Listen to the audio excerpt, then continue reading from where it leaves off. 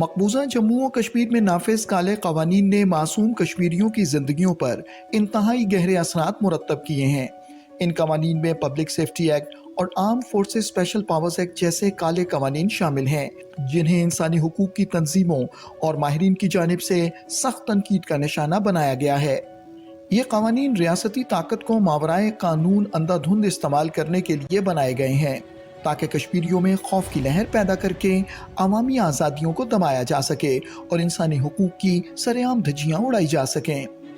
Public safety act का शुमार इन कवानीन में होता है जो किसी भी शख्स को बगैर किसी अदालती कार्रवाई के 2 साल तक हिरासत में रखने की इजाज़त देता है। Arm forces special powers act एक मुतनाज़ कानून है जो भारतीय सिक्योरिटी फोर्सेस को किसी भी शख्स के खिलाफ ताकत के इस्तेमाल और यहाँ तक कि गोली मारने की इजाज़त देता है। काबिज भारतीय हुकूमत अनलॉफुल एक्टिविटीज़ प्रिवेंशन एक्ट, पोटा और टाडा जैसे काले कवानीन को तहरीक आज़ादी कश्मीर को दबाने के लिए इस्तेमाल कर रही है।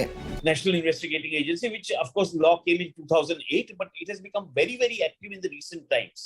Okay? And acts essentially as an arm of the Home Ministry to pick up anybody whom they want, to pick up anybody, any dissenters, all kinds of dissenters are being picked up under this UAP.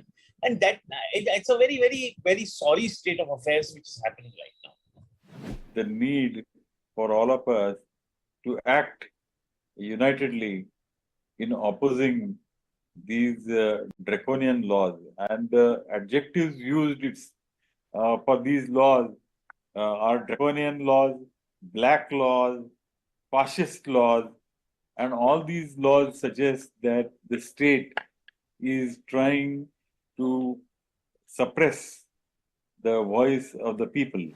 इन काले कवानीन के निफाज ने आम कश्मीरियों के हुकूक और आज़ादियों को महदूद कर दिया है।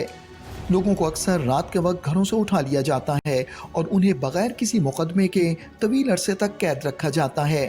We can see that the personal liberty of the individual, the citizen, is being curtailed in these 3 laws. And the way in which the laws have been passed, they are with an ulterior motive and they are unconstitutional. It is as simple as that. Even questioning the policy of the government can be read as against the sovereignty of India and you could be put in jail. It is as simple as that. The individual's rights and liberty are at stake, and it is our duty as citizens of India, as human beings, to raise our voices, to raise questions against these colonial laws, against these fascist amendments to these laws. इन कवानीन के बायस खौफ व हिरास का माहौल पैदा हुआ है। काबिज भारतीय अफवाज के हाथों खवातीन के खिलाफ जराइम और तशद्दुद के वाक़यात में इजाफा हुआ है।